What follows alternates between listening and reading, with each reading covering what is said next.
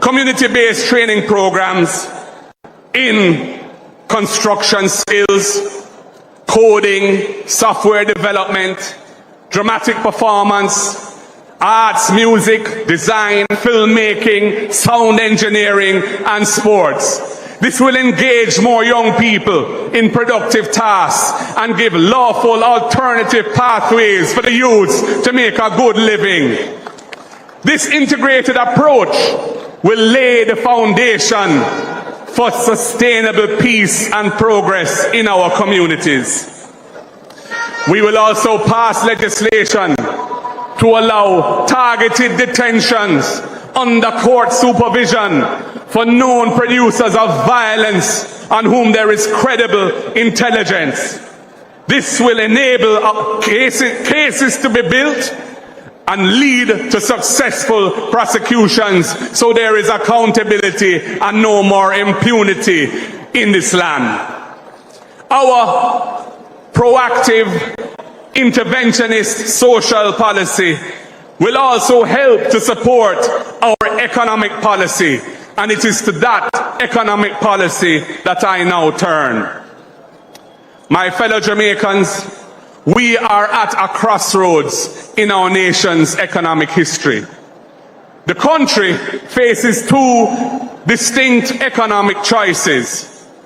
Jamaica, under the current government, will continue down a path where only a few benefit, and most Jamaicans face hard times, frustration, and hopelessness.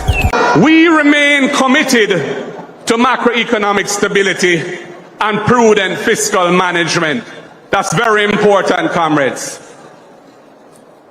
Never forget that it was the last PNP administration that did the heavy lifting to enable Jamaica to reduce its debt to GDP ratio by half in just 10 years. It's the PNP who achieved that and started that ball rolling in the right direction. But while that is necessary, it is clearly not sufficient. Our national sacrifices and fiscal successes must deliver real improvement in the lives of our people. Everybody must benefit and no one should be left behind. That is the PNP philosophy. We will build out our vision of Jamaica becoming a global maritime and aviation logistics hub. It started under us, but it has stalled. Jamaica must capitalize on our unique geographical position, right at the trade lines that pass through the Panama Canal and at the heart of international trade routes. We will build out clusters of logistics-related activities to increase quality, well-paying jobs and expand the economy, driving further investment in logistics-related industries. Our aim is to transform Jamaica into a premier trade and logistics hub and the gateway to the Americas and a cornerstone of growth in regional and hemispheric trade. We need a more balanced and resilient economy in an era of growing food insecurity.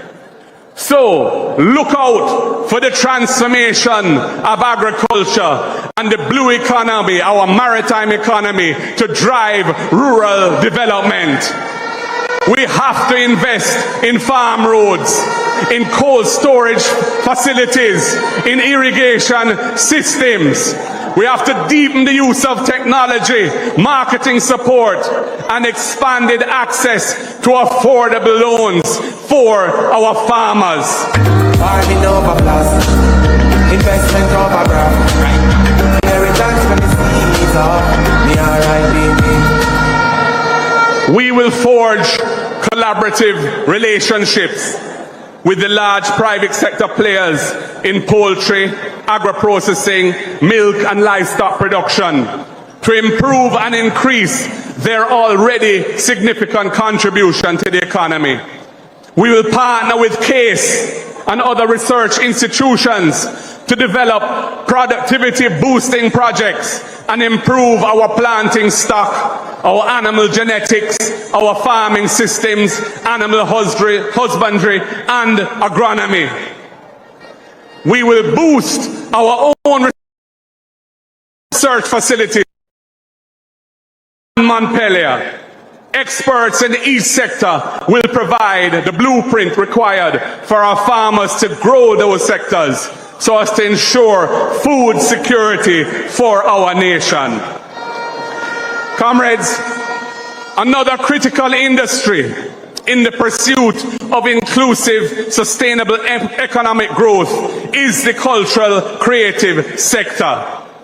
The state must get behind this sector to assist it to reach its enormous economic potential for the people of Jamaica. Our portfolio teams will work together to establish a single authority for the efficient granting of permits for entertainment events. We will establish 24-hour entertainment zones in suitable locations and develop balanced and clear guidelines under the Noise Abatement Act for nighttime entertainment in communities. Comrades, energy is fundamental to the economic development of our country. Remember this government's promises in 2016 about big power plants and big energy companies to lower light bills in Jamaica.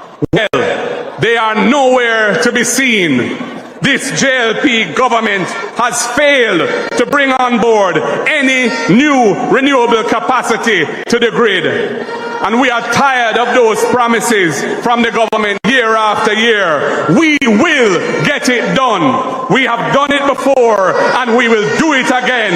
The price of electricity is too high in Jamaica and the PNP will get it down. We will invest in regularizing electricity supply in communities where true-ups are the norm. And the state has to underwrite most of the cost of rewiring, inspection and certification and provide solar capacity pooled into community microgrids to reduce household electricity bills among newly regularized customers. Everyone must lawful. The current JPSCO license is coming to an end. So we have the opportunity, indeed the duty, to ensure a more responsive and forward-looking approach to customers' needs and the resilience of our country's transmission and distribution systems to be taken. Energy is critical to the economy. Change means enabling families to own land and afford proper housing. Land and housing are fundamental development priorities. In celebration of our first female Prime Minister, we will bring forth the Portia Initiative, the program for orderly renewal and transformation of infrastructure in all areas, the Portia Initiative.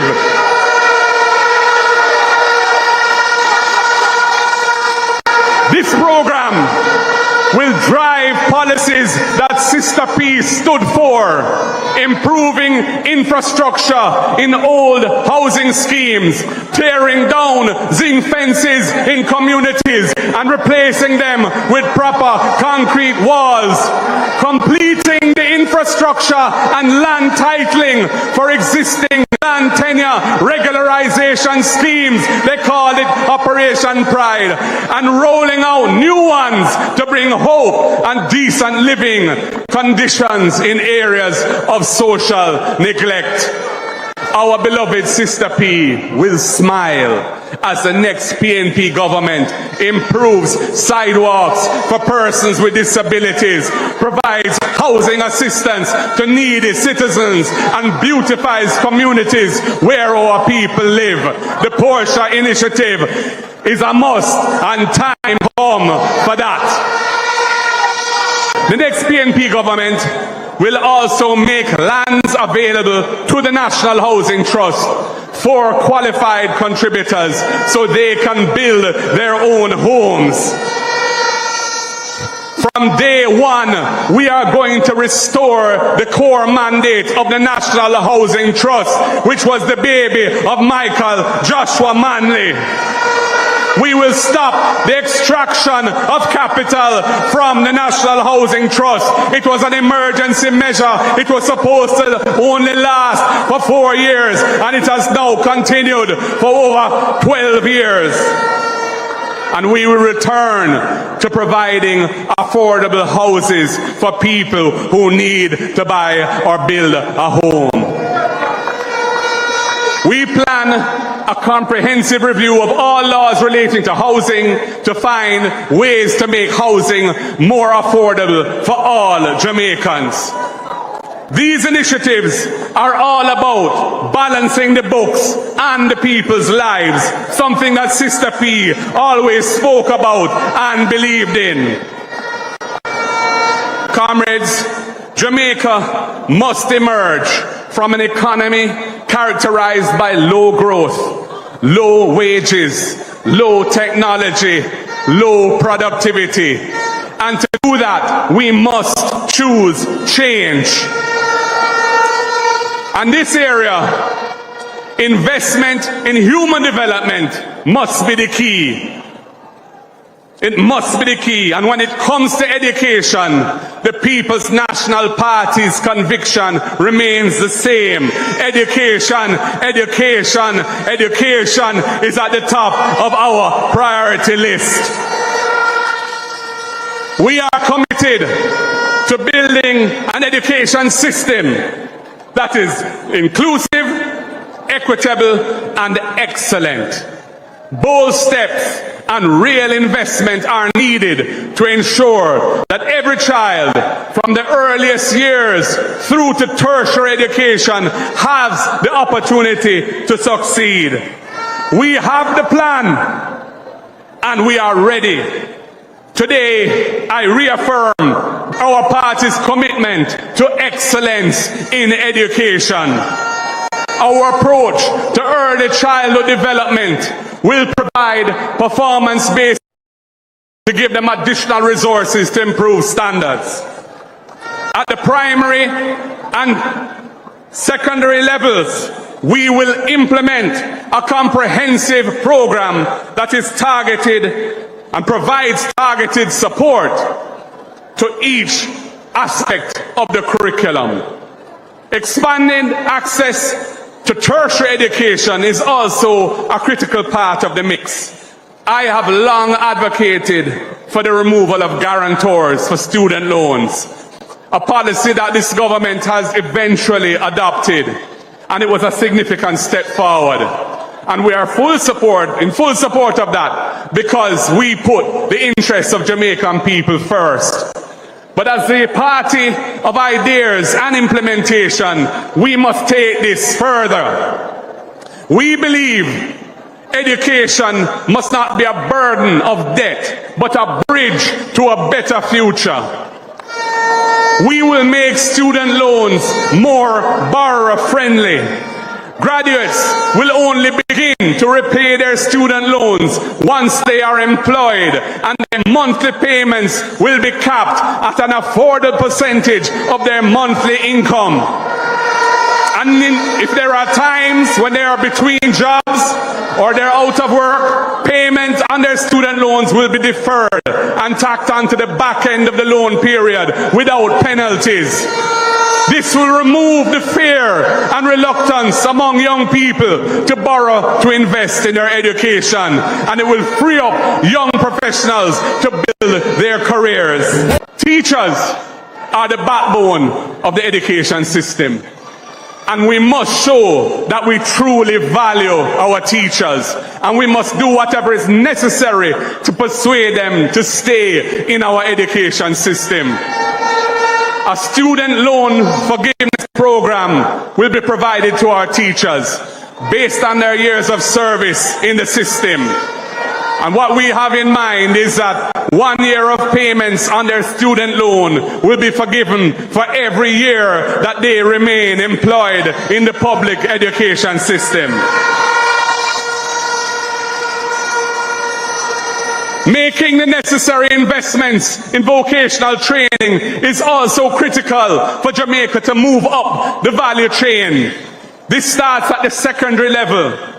Every secondary school must offer a cluster of vocational offerings and will be equipped with state-of-the-art vocational labs, providing hands-on training in critical skills during the day for the students, and will be open to adults in the evenings, promoting lifelong learning and skills development.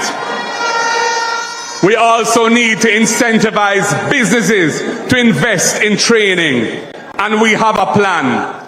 We propose that HEART matches dollar for dollar the amount that businesses spend on training. This will incentivize and expand business training programs even beyond the current employees of the business.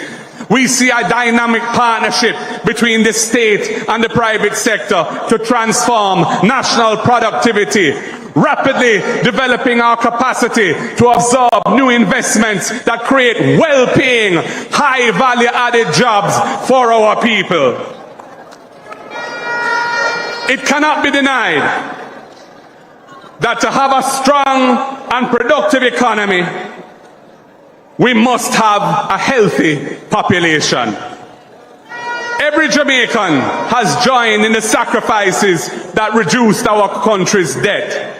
Our people ought to be repaid with a health sector that treats every Jamaican with dignity, not burdened by long waiting times, sleeping on floors or chairs because there are no beds available to admit them when they are sick, and heavy charges for outsourced diagnostic tests that cost an arm and a leg because the equipment in the public sector health system is not being maintained. Millions of dollars are being spent on marketing a broken health system to make everything seem fine and dandy.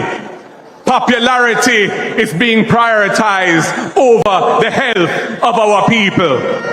Under this government, the Cornwall Regional Hospital is still barely functioning. The last price tag we heard for its refurbishing was over $22 billion, when $2 billion was originally to be spent, and no one has been held accountable under this regime. It is scandalous, and it is putting additional pressure on the health system to try to cover up or cover for this major health facility being out of action for so long. We choose change, and here is what we will do. We know that prevention is much better than cure, less costly and faster. We will focus on primary care to detect and treat diabetes, high blood pressure and other chronic diseases, and screen for the early detection and treatment of cancer. The goal is to treat patients well before they get so sick that they need to be admitted into hospital. We will reform procurement and inventory management in the health sector to ensure value for money, and we will give healthcare workers the necessary tools to do their jobs properly. We will train teams of biomedical engineers to repair and maintain the broken equipment, the X-ray machines, ultrasound, CAT scan, ventilators, and keep them in working order so patients have access to them when they need it most. We will expand urgent care services to reduce overcrowding and long waiting times in emergency departments. Comrades, it is a disgraceful blot on this government's record that maternal and child death rates are higher today than they were in 1995. Jamaica is going backwards under this government. Mothers and babies are dying. What happened, Andrew? How come you don't hear the dead babies now? I hear the spirit of a little baby crying, crying. I hear the spirit of a little baby crying.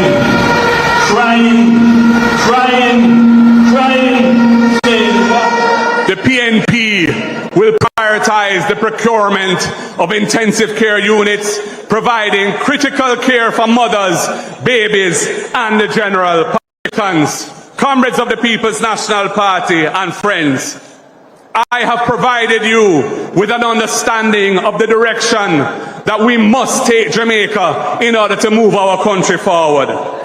Effective governance built on integrity and honest communication with the Jamaican people are principles that will guide a Mark Golding-led PNP government. We have the team, a team that is sharply focused on providing efficient and caring public service to make Jamaicans feel more hopeful, more empowered, and more facilitated.